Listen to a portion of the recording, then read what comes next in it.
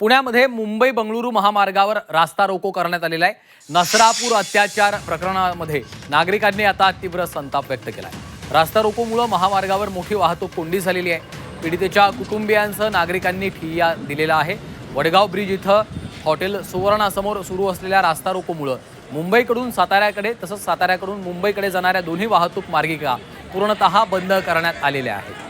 मुख्यमंत्री देवेंद्र फडणवीस जोपर्यंत पुण्यातल्या नवले ब्रिज या ठिकाणी सुरू असलेल्या आंदोलनस्थळी येणार नाही तोपर्यंत आंदोलन मागे घेणार नाही अशी भूमिका आता त्यांनी घेतलेली आहे। गेल्या 2 तासांपासून आपण पाहतोय नागरिकांनी ठिय्या दिलेला आहे, त्यामुळे वाहतूक कोंडी आता वाढतच चालल्याचं चित्र आपल्याला पाहायला मिळतंय। अंत्यसंस्कार करायला देखील नातेवाईकांनी नकार दिलेला आहे। स्वतः राज्याचे मुख्यमंत्री देवेंद्र फडणवीस जोपर्यंत आंदोलनस्थळी येत नाहीत, आंदोलनकर्त्यांशी चर्चा करत नाहीत, त्यांना आश्वासन देत नाहीत तोपर्यंत हे ठिय्या आंदोलन सुरूच ठेवणार असल्याचा आक्रमक पवित्रा आंदोलनकर्त्यांनी आता घेतलेला आहे। 4 वर्षाच्या चिमुरडीचा मृतदेह देखील त्या ठिकाणी आणण्यात आलेला आहे आणि आता हे ठिय्या आंदोलन सुरू आहे। गेल्या 2 तासांपासून हे ठिय्या आंदोलन सुरू आहे, त्यामुळे महामार्गावर मोठी वाहतूक कोंडी झालेली आहे। पीडितेच्या कुटुंबासह नागरिकांनी ठिय्या दिलेला आहे। वडगाव ब्रिज इथं हॉटेल सुवर्णाच्या समोर सुरू असलेल्या या रास्ता रोकोमुळे मुंबईवरून साताऱ्याकडे आणि साताऱ्यावरून मुंबईकडे जाणाऱ्या दोन्ही वाहतुकीच्या मार्गिका पूर्णतः आता बंद करण्यात आलेल्या आहेत। मुंबई बंगळुरू महामार्गावर गेल्या 2 तासांपासून ग्रामस्थांनी हा ठिय्या दिलेला आहे। पीडितेच्या कुटुंबियांसह ग्रामस्थांचं ठिय्या आंदोलन सध्या सुरू आहे। साताऱ्यावरून मुंबईकडे जाणारी आता वाहतूक त्यामुळे ठप्प झालेली आहे। नसरापूर अत्याचार हत्या प्रकरणामध्ये ग्रामस्थ आता आक्रमक झाल्याचं चित्र आपल्याला पाहायला मिळतंय। नागरिकांमध्ये संतापाची लाट उसळलेली आहे।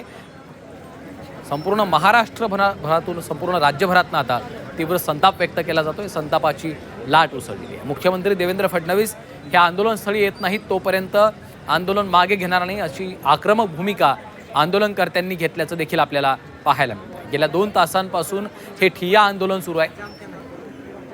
दरम्यान पोलिसांचा देखील कडेकोट बंदोबस्त आता या संपूर्ण परिसरात आपल्याला पाहायला मिळतोय। मात्र आंदोलनकर्ते आपल्या भूमिकेवर ठाम आहेत। पीडितेच्या कुटुंबियांसह नागरिकांनी हा ठिय्या दिलेला आहे। कैलास पुरी आमचे प्रतिनिधी सध्या फोनलाईनवरून आपल्यासोबत जोडले गेलेले आहेत। कैलास, गेल्या 2 तासांपासून संतप्त नागरिकांनी आता रास्ता रोको केलेला आहे। सध्याची काय परिस्थिती आहे, पोलिसांचं काय म्हणणं आहे? पोलीस देखील त्या ठिकाणी दाखल झाल्याचं समजतं। अजूनही नातेवाईक आणि या ठिकाणचे जे आंदोलक आहेत ते आपल्या मागणीवर ठाम आहेत। या ठिकाणी मोठ्या प्रमाणात पोलीस बंदोबस्त जो आहे ठेवण्यात आलेला आहे। पोलीस जे आहेत ते आंदोलकांबरोबर चर्चा करून यातून काय मार्ग निघतोय का यासाठी प्रयत्न करत आहेत। मात्र मागच्या 2 तासापासून नवले ब्रिजवर या ठिकाणी आंदोलन जे आहे ते सुरू आहे। मृतदेह जो आहे तो या ठिकाणी ठेवण्यात आलेला आहे आणि आरोपीवर कडक कडक जी शिक्षा आहे आणि ती तात्काळ शिक्षा व्हावी अशी जी मागणी आहे ती आंदोलकांची आहे आणि त्या मागणीवर ते ठाम आहेत। दरम्यान या आंदोलनामुळे नवले ब्रिजवर मोठ्या प्रमाणात ट्रॅफिक जे आहे ते जाम झालेले आहे। लांबच लांब रांगा ज्या आहेत त्या ट्रॅफिकच्या या ठिकाणी लागलेल्या आहेत। मोठ्या प्रमाणात नागरिक जे आहेत ते खोळंबलेले आहेत। मात्र दुसरीकडे आंदोलक जे आहेत ते आपल्या मागणीवर ठाम आहेत आणि जोपर्यंत आरोपीला तात्काळ शिक्षा होत नाही तोपर्यंत मृतदेह घेऊन जाणार नाही अशी सध्या तरी त्यांची भूमिका आहे।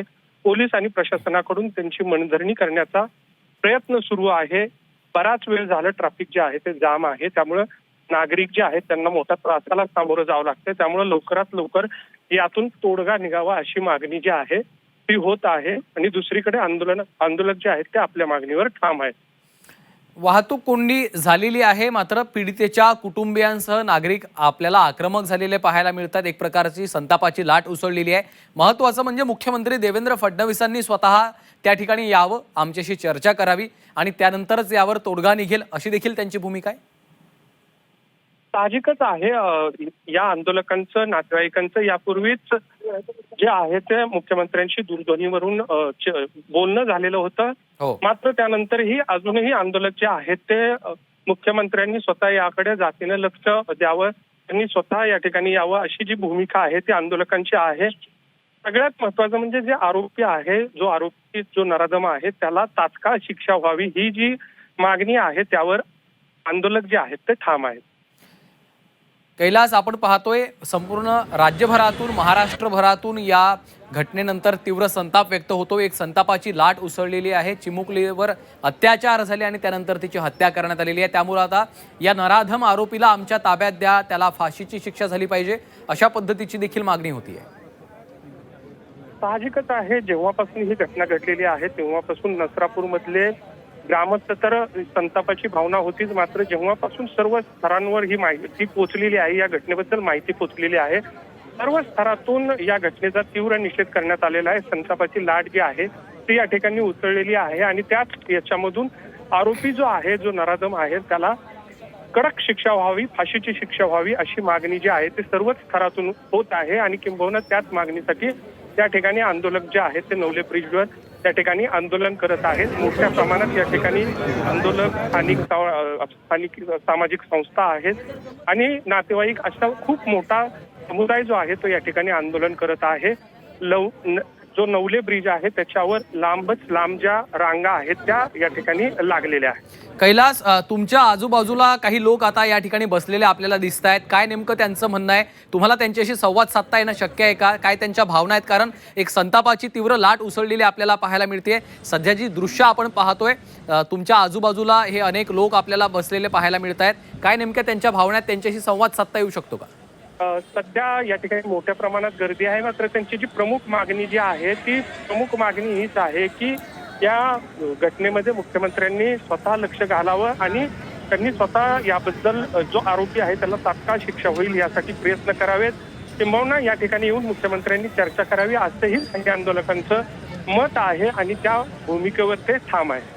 निश्चितच कैलास, आपण पाहतोय की गेल्या 2 तासांपासून खरं तर हा सगळा रास्ता रोको सुरू आहे। त्यामुळे आता एक प्रकारे संतापाची लाट उसळलेली आपल्याला आंदोलनकर्त्यांमध्ये पाहायला मिळते। नागरिकांकडून तीव्र संताप व्यक्त केला जातोय। पुण्यामध्ये मुंबई बंगळुरू महामार्गावर हा रास्ता रोको करण्यात आलेला आहे। गेल्या 2 तासांपासून संपूर्ण रस्ता आता जाम झालेला आहे। त्यामुळे मोठ्या प्रमाणात वाहतूक कोंडी या ठिकाणी झालेली आहे। रास्ता रोको केल्यामुळे महामार्गावर मोठी वाहतूक कोंडी झाली आहे। इतकंच नाही तर पीडितेच्या कुटुंबियांसह नागरिकांनी देखील या ठिकाणी आता ठिय्या दिलेला आहे। वडगाव ब्रिज इथं हॉटेल सुवर्णाच्या समोर सुरू असलेला हा रास्ता रोको आहे, त्याची ही दृश्य आपण पाहतोय। मुख्यमंत्र्यांनी स्वतः यामध्ये आता दखल घ्यावी आणि या संपूर्ण प्रकरणात आरोपीला लवकरात लवकर कठोरातली कठोर शिक्षा दिली जावी अशी मागणी पीडितेच्या कुटुंबियांकडनं, तिथं उपस्थित असलेल्या प्रत्येकाकडनं केली जाते। संपूर्ण महाराष्ट्रातनं एक संतापाची लाट उसळलेली आपल्याला पाहायला मिळते। एका चिमुरडीवर अत्याचार करण्यात आले, त्यानंतर तिचा निर्दयी तिची हत्या करण्यात आल्याचा धक्कादायक आणि संतापजनक असा हा प्रकार घडलेला आहे। त्यामुळं संपूर्ण महाराष्ट्रामध्ये एक संतापाची लाट उसळल्याचं चित्र आपल्याला पाहायला मिळतंय। गेल्या 2 तासांपासून हा ठिय्या दिलेला आहे आणि त्यानंतर आता वाहतूक कोंडी देखील झाल्याचं चित्र आपल्याला यामुळं पाहायला मिळतंय। पुन्हा एकदा जाऊयात, कैलास पुरी आपल्यासोबत आहेत। कैलास, या आरोपीवर, या नराधम आरोपीवर यापूर्वी देखील विनयभंगाचे गुन्हे दाखल असल्याचं समजतंय। त्यामुळं त्याच्या विरोधात तो कशा पद्धतीनं बाहेर आला, तो बाहेर आल्यामुळंच त्यानं पुन्हा एकदा अशा पद्धतीचं दुष्कृत्य केलं असं देखील बोललं जातंय।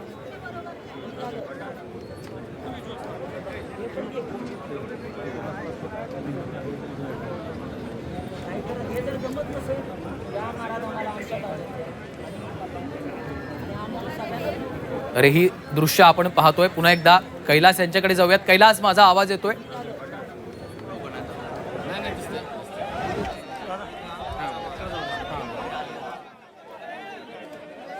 तर गेल्या 2 तासांपासून हा रास्ता रोको सुरू आहे।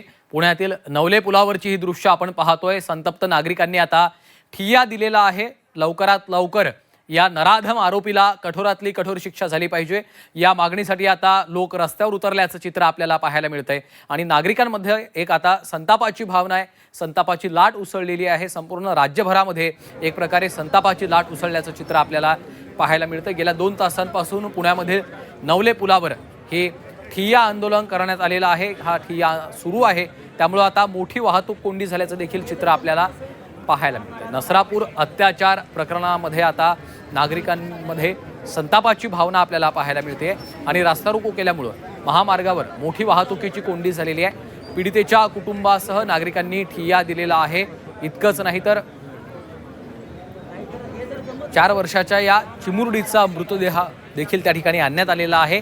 अंत्यसंस्कार करणार नाही अशी देखील टोकाची भूमिका आता पीडितेच्या कुटुंबियांनी देखील घेतल्याचं आपल्याला पाहायला मिळतं आहे. त्यामुळं गेल्या 2 तासांपासून हे ठिय्या आंदोलन सुरू असल्यामुळं आता एक प्रकारचं वाहतुकीची कोंडी देखील त्या ठिकाणी निर्माण झाल्याचं चित्र आपल्याला पाहायला मिळतंय. तर दुसरीकडे हे जे आंदोलनकर्ते आहेत त्यांची देखील भूमिका आता अगदी स्पष्ट आहे.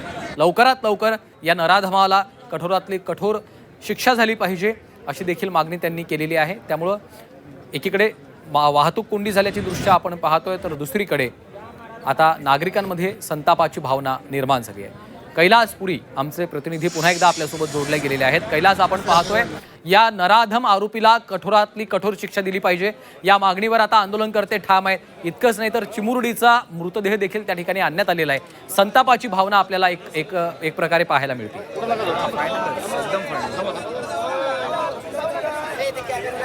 मी सध्या त्याच नवले ब्रिजवर आहे. कैलास थोडंसं थांबवतोय.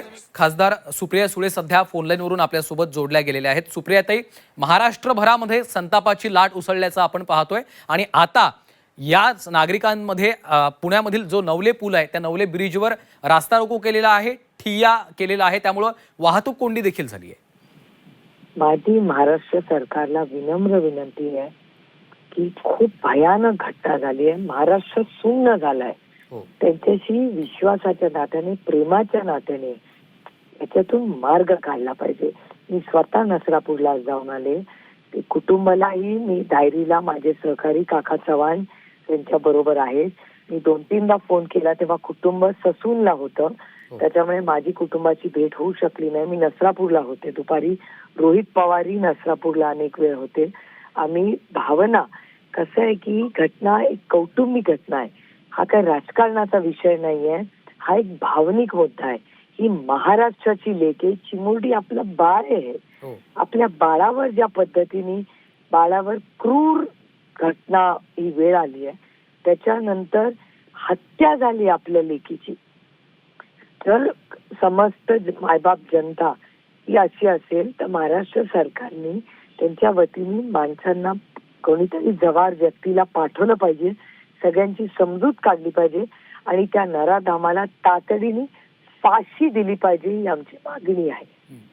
सुप्रियाताई, मुख्यमंत्री देवेंद्र फडणवीसांनी त्या ठिकाणी जावं असं देखील आंदोलनकर्त्यांचं काही म्हणणं आलेलं आहे की स्वतः मुख्यमंत्री आमच्याशी बोलायला आले पाहिजे जेणेकरून लवकरात लवकर यावर कारवाई होईल. माझी विनंती महाराष्ट्र सरकार आहे की आमच्या लेखीला न्याय मिळाला पाहिजे. माननीय मुख्यमंत्र्यांनी मंगळवारी या विषयासाठी वेळ दिलेली आहे.